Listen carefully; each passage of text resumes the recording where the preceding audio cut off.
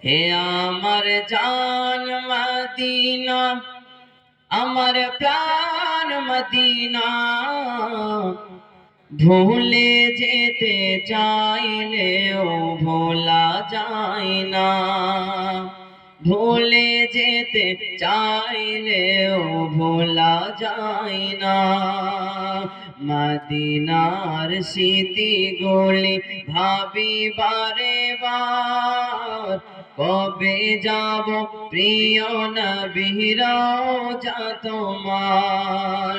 প্রিয় নবীর প্রেমে আমি হলাম দিওয়ানা, দয়াল নবীর প্রেমে আমি হলাম দিওয়ানা। ভুলে যেতে চাইলেও ভোলা যায় না, ভুলে যেতে চাইলেও ভোলা যায় না। আলহামদুলিল্লাহ, আলহামদুলিল্লাহ, সমস্ত প্রশংসা সেই মহান আল্লাহ পাকের জন্য, যে রব্বে কায়নাত এই সুন্দর পৃথিবীটাকে একটা একটা জিনিস করে সাজিয়েছেন। যে রব্বে কায়নাত আসমানকে বিনা খুঁটি খাম্বার দ্বারাই ঝুলিয়ে রেখেছেন, জমিনকে ফারাশের মতো করে বিছিয়ে রেখেছেন, আপনাকে আমাকে মেহফিলে বসার তৌফিক দান করেছেন। সে আল্লাহর শুকরিয়া আদায় করে সকলে আওয়াজ করে বলুন আলহামদুলিল্লাহ। ইনার পর দয়ার ভান্ডার, কাউসারের কমান্ডার, মা আমিনার লাল, মুরুর দুলাল, মক্কার সর্দার, মাদানী তাজদার, কাউসারের কমান্ডার, যে নবীকে সৃষ্টি না করলে আসমান জমিন পাহাড় পর্বত কিছু সৃষ্টি হতো না, সেই নবীর প্রতি লক্ষ কোটি দরুদ ও সালাম অর্পিত হোক, বর্ষিত হোক, নাজিল হোক। সকলে একবার হচ্ছে আওয়াজ করে বলুন আল্লাহুম্মা আমিন। ভাইরা আমার, আজকে আমার পাশে যিনাকে দেখছেন মাওলানা রুফেন হোসাইন।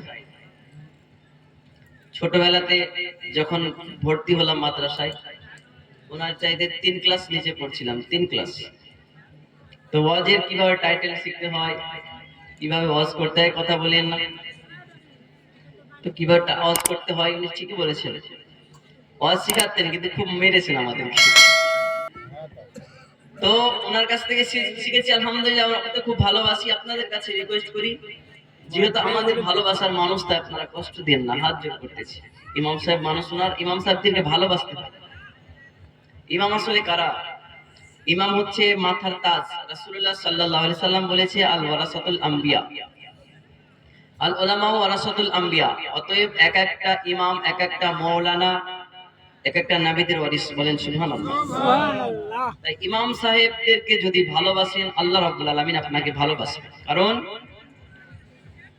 এই ইমামদের চেহারার দিকে যদি একবার তাকান যে এটা আমার ইমাম সাহেব কত সুন্দর, কতই না ভালো, তো আল্লাহ পাক আপনার জীবনের ছোট ছোট গুনাহগুলোকে maaf করে দেয়। বলেন সুবহানাল্লাহ। সালাম কালাম করবেন, মুসাফা করবেন, আল্লাহ পাক আপনার ছোট ছোট গুনাহগুলোকে maaf করে দিবেন। আর ইমাম সাহেব যদি খুশি আপনার জন্য পার্সোনালি দোয়া করে দেয়, তো আপনার বেড়া পার, বলবেন না সুবহানাল্লাহ। রুফেন ভাইকে কষ্ট দিন না। এখানে তো পড়াশোনা করলাম ইউপিতে আবার গেলাম উত্তরপ্রদেশে। ওখানে প্রায় উনি মনে হয় ছিল 6-7 বছর উনি মুফতি পড়েছেন, আমি মাওলানা পড়েছি। অতএব 5 বছর আমি পড়েছি, উনি 7 বছর। তো ওখানে গিয়ে আবার দেখা, একসঙ্গে আবার থাকা, খাওয়া, ভালোবাসা ইত্যাদি চলাফেরা। আজ পর্যন্ত ওনার সঙ্গে যেদিন আপনার মার্কেটে গেছি কোনো কিছু করার জন্য, তো উনি আমাকে পছন্দ করেছে। আমার শরীরে যে কোটটা দেখতেছেন ওনারই পছন্দ করা, আর এটা দেখতেছেন উনি পছন্দ করে দিয়েছে। মানে ইত্যাদি যাবতীয় জিনিস যেখানে যেটা আমি পছন্দ করে যাই, ওনাকে মন থেকে ভালোবাসি। আপনারা ভালোবাসবেন, এটা আপনাদের কাছে রিকোয়েস্ট করলাম। Thank you. তো পবিত্র কোরআন শরীফ হইতে আয়াতে কারিমা তেলাওয়াত করেছি, ফাযকুরুনি আযকুরুকুম ওয়াশকুরুলি ওয়ালা তাকফুরুন। এই আয়াতের ব্যাখ্যায় আল্লাহ রাব্বুল আলামিন বলে, কোন বান্দা যদি আমাকে একবার স্মরণ করে, আমি আল্লাহ পাক সেই বান্দাকেও স্মরণ করব। বলেন সুবহানাল্লাহ। অতএব এখন মনে মনে চিন্তা করবেন, বলবেন মৌলভী সাহেব আল্লাহ পাককে এতবার ডাকি, তো আল্লাহ পাককে স্মরণ করব কিভাবে, ডাকবই বা কিভাবে? এই যে ফাযকুরুনি আযকুরকুম ওয়াশকুরুলি ওয়ালা তাকফুরুন, যে আল্লাহর জিকির করবে, আল্লাহ তার জিকির করবে। তো কোন জিকিরের কথা বলা হয়েছে? এখন যদি বলতে বলি সুবহানাল্লাহ বলেন, তো সুবহানাল্লাহ বললে আল্লাহর জিকির হয়, আল্লাহু আকবার বললে আল্লাহর জিকির হয়। অতএব যতগুলো আল্লাহ তাআলার নাম আছে সকলগুলো আল্লাহর জিকির। অতএব এই জিকির কোন জিকির? আল্লাহ রাব্বুল আলামিন বলতেছেন এই জিকির হলো নামাজ, রোজা, হজ, যাকাত, কালেমা। বলেন সুবহানাল্লাহ। অতএব হজের মাধ্যম দিয়ে, রোজার মাধ্যম দিয়ে আল্লাহ পাককে যদি কেউ ডাকে, আল্লাহ পাক বলে একবার ডাকলে আমি তাকে 10 বার সাড়া দিই। অতএব বান্দা, পৃথিবীর জমিনে গুনাহ করেছো, আমি আল্লাহর কাছে একবার সিজদায় পড়ে কাঁদো, আমি আল্লাহ রাব্বুল আলামিন তোমার জীবনের গুনাহগুলোকে মাফ করে দেব। বলবেন না সুবহানাল্লাহ?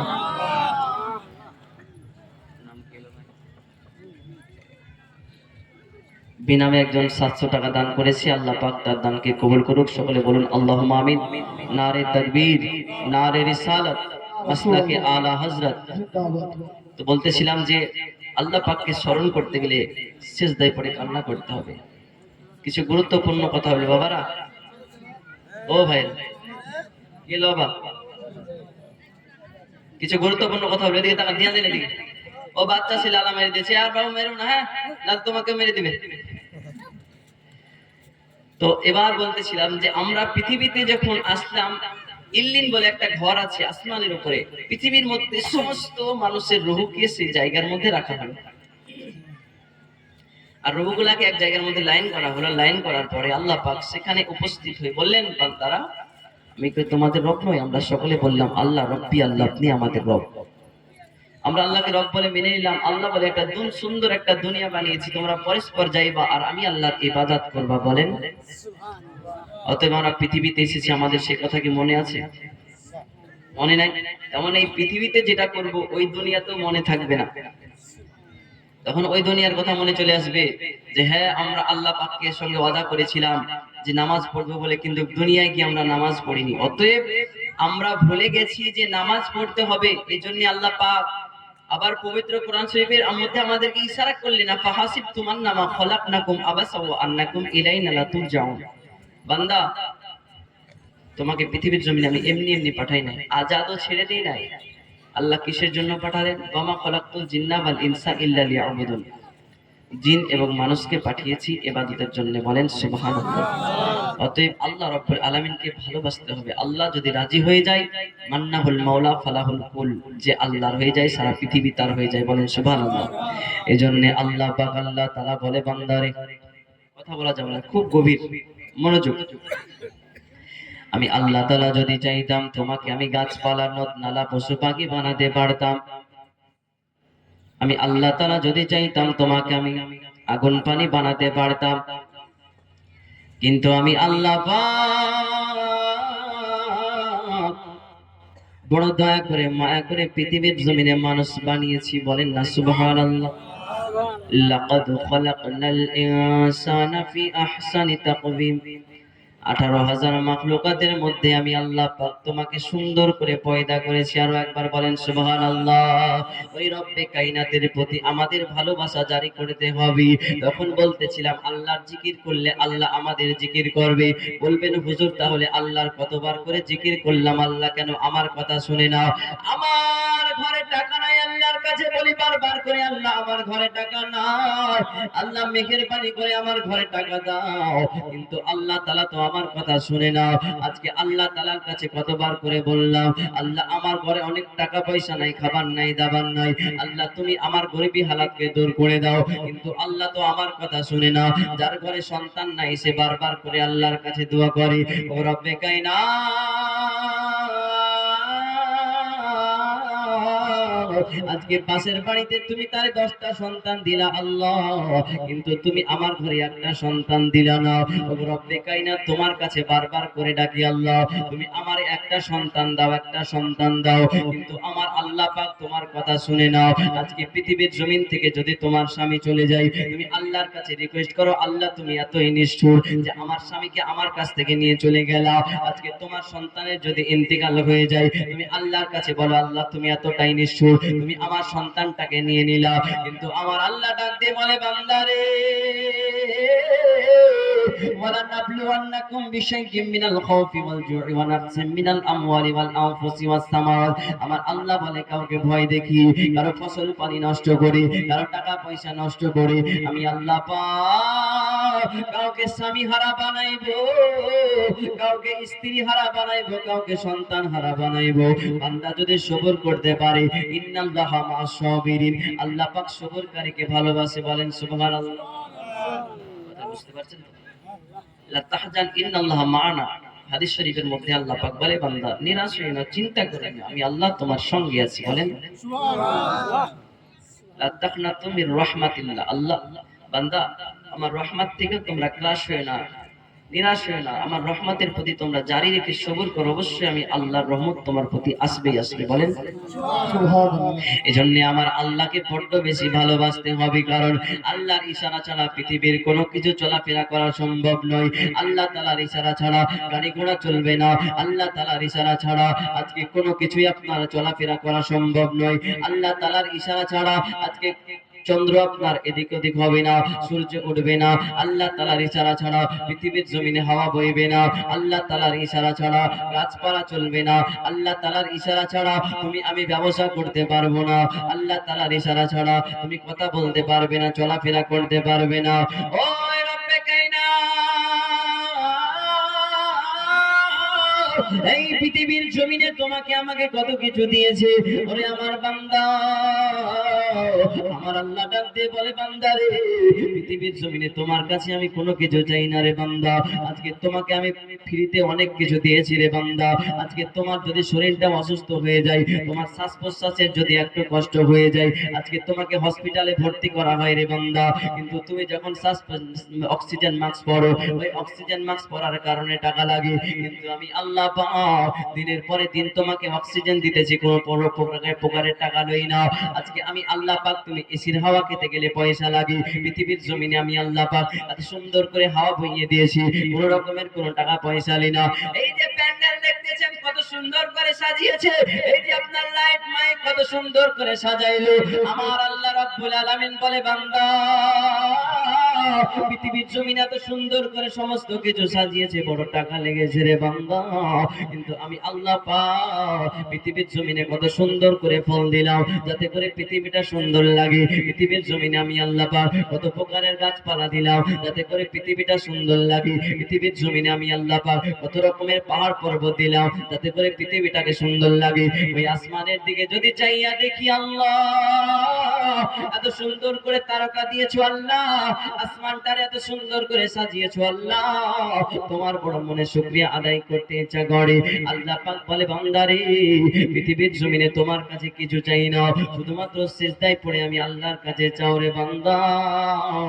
আজকে পৃথিবীর জমিনে যদি বাবার কাছে যাই, বাবা যদি একটা ফোঁটা ধোঁকা দিয়ে দেয়, তাহলে কিন্তু বাবার সঙ্গে আপনার আমার ব্রেকআপ হয়ে যায়, অতএব বাবার সঙ্গে আমাদের কিন্তু আর কোনো সম্পর্ক থাকে না, ভাইয়ের সঙ্গে সম্পর্ক থাকে না, পৃথিবীর মধ্যে বন্ধুর সঙ্গে কোনো সম্পর্ক থাকে না। কিন্তু আমার আল্লাহ ডাক দিয়ে বলে বান্দা, আজকে তুমি নামাজ পড়ো না, রোজা রাখো না রে বান্দা, আমি আল্লাহ পাক তোমার রুজি বন্ধ করি নাই, আমি আল্লাহ পাক তোমার নিঃশ্বাস বন্ধ করি নাই, আমি আল্লাহ তাআলা চাইলে তোমার পা দুটাকে ভেঙে ফেলে দিতে পারি, কিন্তু আমি আল্লাহ পাক তোমাকে বড় ভালোবাসি রে বান্দা।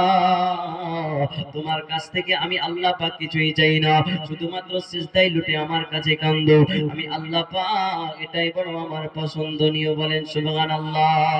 এই দুনিয়াদারি এমনি হবে না, এই দুনিয়াটা বড় মায়ার জালে ভরা, আজকে মায়াতে যাকে ক্রাশ করে নিয়েছি, এই পৃথিবীটা আর যে বুঝতে পারবে না, পৃথিবীর মধ্যে রং তামাশায় মেতে থাকবে, কিন্তু আমাদের একটা এমন দুনিয়া আছে গো, যেই দুনিয়ার নাম হলো অন্ধকার কবর।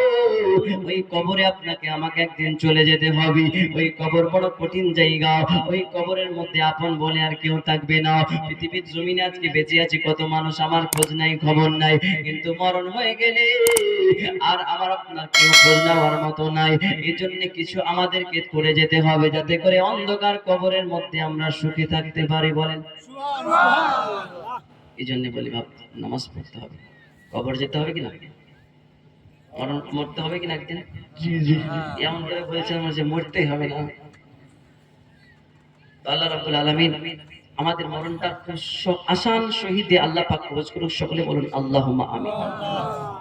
আজকে আপনাকে আপনাকে আমাকে আল্লাহ পাক কতটা পরিমাণ নিয়ামত দিয়েছে, যে নিয়ামতের চর্চা আমার আল্লাহ বেশি বেশি করতে বললেন।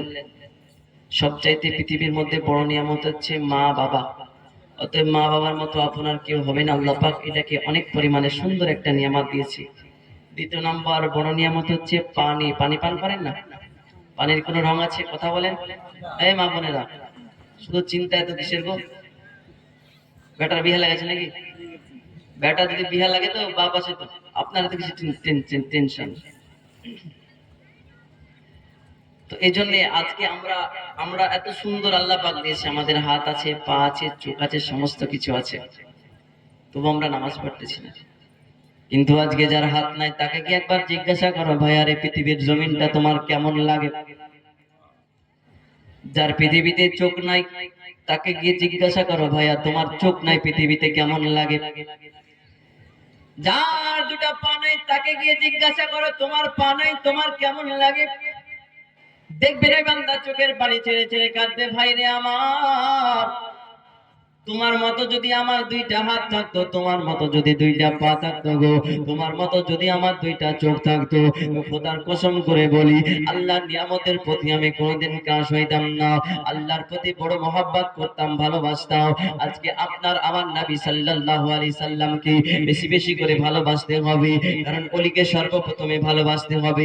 ওলি থেকে নবী পর্যন্ত যাওয়া যায়, আর নবী থেকে আল্লাহ পর্যন্ত যাওয়া যায়, আর আল্লাহকে যদি কেউ পেয়ে যায়, আমার আল্লাহ বলে মান্নাহুল মাওলা ফালাহুল কুল, যে আমার হয়ে যাও সারা পৃথিবী তার হয়ে যায়। বলেন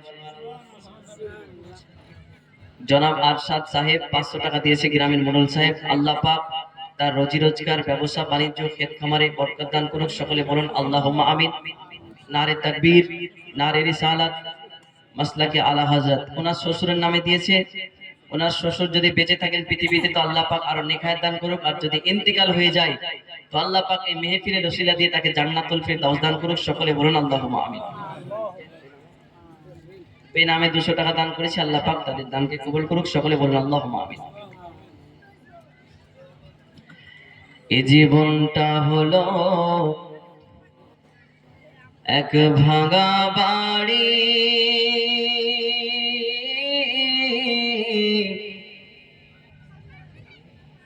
বেনামে 100 টাকা দিয়েছে। মা বোনের জবান দেখে মনে হচ্ছে হাসি ছুটছে না, খুব ফুর্তিতে আছে। বাদাম খাবেন নাকি আপনারা? এ জীবনটা হলো এক ভাঙা বাড়ি, সময় হলে দিতে হবে পাহাড়ি রে, সুবহানাল্লাহ। মারার আগে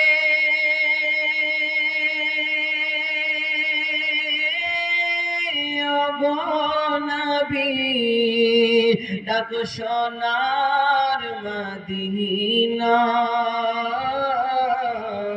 কত বেগে চলবে না বেশি নয়, ও মন পথিকীরে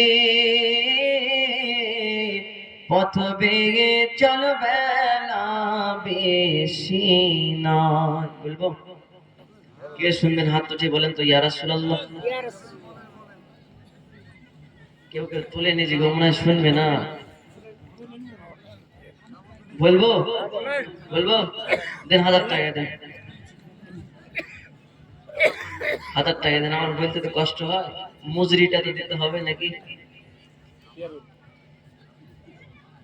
পিয়ারুল ইসলাম 200 টাকা দান করেছে, আল্লাহ পাক তার দানকে কবুল করুক। সকলে বলুন আল্লাহুম্মা আমিন।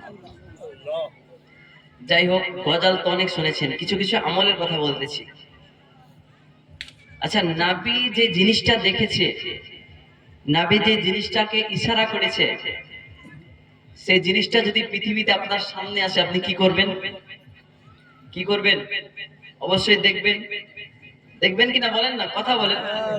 তো সেই জিনিসটা আমাদের সামনে প্রতিদিনের তরে আসে, কিন্তু আমরা কথা বলতে পারি না, নবীর কথা স্মরণ করতে পারি না। প্রতিদিন আমরা দেখি, আর সেই জিনিসটার দিকে যদি তাকিয়ে বলেন আল্লাহ ইয়া রাসূলুল্লাহ এই জিনিসটা আপনি দেখেছেন, আমি আজকে দেখছি, নবী গো তার ওসিলায় আমাকে একবার দিদার দিয়ে দেন। তো রাসূলুল্লাহ বলেন যে আমি তাকে দিদার দিতেও রাজি আছি। বলেন সুবহানাল্লাহ। জিনিসটা আমাদের সামনে ভেসে বেড়ায়। বলবো কি জিনিস? প্রতিদিন কিন্তু আমরা সবাই দেখি। বলবো তো 5000 টাকা দিতে হবে। নবী দেখবেন, নবী দেখলেই তো জান্নাতি হয়ে গেল। তো দান করে তো দেখবেন নাকি? 5000 টাকা। নারে তাকবীর, नारे रिसालत, या रसूल मसलक आला हजरत, जिंदाबाद मसलक आला हजरत, जिंदाबाद नारे तकबीर, नारे रिसालत। या रसूल আরশাদ মুরল সাহেব ৫,০০০ টাকা দান করেছে। আমার দাদুর মতো খুব সুন্দর, মাশাআল্লাহ। আল্লাহ পাক তার রুজি রোজগার, ব্যবসা বাণিজ্যের ক্ষেত্রে আমরা বরকত দান করুক। সকলে বলুন আল্লাহুম্মা আমিন। তো সেই জিনিসটা হচ্ছে আসমানের চাঁদ। আসমানের চাঁদ, যেটাকে আমরা চাঁদ মামা বলি। কারণ সেই জিনিসটাকে রাসূলে পাক একবার নয়, অনেকবার দেখেছে, অনেকবার দেখেছে। একটা হাদিসে পড়েছি যে এই চাঁদের দিকে যদি তাকিয়ে কেউ দুরূদ শরীফ পড়ে, রাত্রি বেলাতে, গভীর রাত্রি বেলায় কেউ যদি গোসল করে চাঁদের সামনে গিয়ে দুরূদ শরীফ পড়ে, চাঁদকে সাক্ষী রেখে বাড়ির মধ্যে নবীকে সালাম জানিয়ে যদি শুয়ে যায়, তো গাউসে আজম রাদিয়াল্লাহু তাআলা আনহু বলে তার স্বপ্নে নবী রাহমাতাল লিল আলামিন আসবে। বলেন সুবহানাল্লাহ। কিন্তু তার আগে একটাই, ফাঁসিকে মলিন থেকে বাঁচতে হবে, অতএব গুনাহ থেকে বাঁচতে হবে। প্রথমে আগে নিজের ইখলাসকে ঠিক করতে হবে, নিজেকে আগে তওবা করতে হবে, তারপরে আমল করবেন, ইনশাআল্লাহ নবীর দিদার হবেই হবে, গ্যারান্টি 100%। দ্বিতীয় নাম্বারটা হচ্ছে আরো একটা জিনিস আছে যেটাকে রাসূল পাক সাল্লাল্লাহু আলাইহি সাল্লাম দেখেছি, আমাদের আপনাদের সামনে চলাফেরা করে ভাসে। এখনো দুইটা জিনিস আছে, জাস্ট বলবো, কিন্তু আরো ভাইরাকে ৫,০০০ টাকা দিতে হবে দুজনকে। আরো একটা বলবো, কবরে আমরা সকলে জানি যে প্রশ্ন করা হয়, তাই কি না? মুনকার নাকির এসে প্রশ্ন করবে কি করবে না? তো কিছু কিছু মানুষকে মুনকার নাকিরের কবরের প্রশ্নই হবে না। বলেন সুবহানাল্লাহ। তো কে কোন কোন মানুষের কবরের প্রশ্ন হবে না এটাও বলবো, যদি কেউ ৫,০০০ টাকা দেয়। তাই তিনটা আমল বলে রাখলাম, ৫,০০০ টাকা দিবেন, আর যেটা শুনতে চাইবেন ইনশাআল্লাহ শুনিয়ে দেবো। আপনি এখন জানতে হবে যে সে তাদের মধ্যে আপনি আছেন কিনা। তো রাসূল পাক সাহেবের আওলাদ সাল্লাল্লাহু আলাইহি সাল্লামকে ভালোবাসতে হবে। কেমন? মা বোনেরা ঝগড়া করবেন নাকি? যায় ঝগড়া তো বাড়িতে সব সময় করছেন, যায় যায় ঝগড়া, ভাইয়ের সঙ্গে ঝগড়া, শাস্ত্রী বহুত ঝগড়া, আপনি চুল ধরে মারামারি গো। মনোযোগ সহকারে শুনেন, আল্লাহ পাক নেকি দিবে, রহমত বর্ষণ। রাগ করছেন নাকি? রাগ করছেন? রাগ করছেন আন্টি? তো আল্লাহ পাককে পেতে গেলে সর্বপ্রথমে নবীকে ভালোবাসতে হবে, আর নবীকে পেলে সমস্ত কিছু পাওয়া যাবে। আর নবী আওলা বিল মুমিনিনা মিন আনফুসিহিম, নবী আমাদের জানের চাইতে কাছে আছে। নবী সোনার মদিনায় নাই, জানের চাইতে কাছে আছে। বলেন সুবহানাল্লাহ। আজকে নবীকে যে প্রেম করেছে, ভালোবেসেছি, আজকে আবু বকর সিদ্দিক প্রেম করেছে, সিদ্দিক আকবর হয়েছে। আজকে ফারুকে আজম ওমর ফারুক রাদিয়াল্লাহু আনহু প্রেম করেছেন, আপনার কিনা তিনি ফারুকে আজম হয়েছেন। ওসমান গনি প্রেম করেছেন, জন্নুরাইন হয়ে গেছেন। আজকে হাফসে বেলাল প্রেম করেছেন, মুয়াজ্জিনে আজম হয়ে গেছেন। আজকে তুমি আমি যদি প্রেম করি, অবশ্যই নবীর দিদার আমাদের হবে কি হবে না? এই জন্য আমার নবী রাহমাতাল লিল আলামিন শুধু মদিনাতুল মুনাওয়ারায় কিছু কিছু ইহুদি নবীকে কষ্ট দিয়েছে, কিন্তু কিছু কিছু ইহুদি নবীকে জানের চাইতে বেশি ভালোবাসতেন। নবী যখন কোরআন তেলাওয়াত করতেন, ইহুদিরা লুকিয়ে লুকিয়ে কোরআন তেলাওয়াত শুনে মুসলমান হতো। বলেন সুবহানাল্লাহ।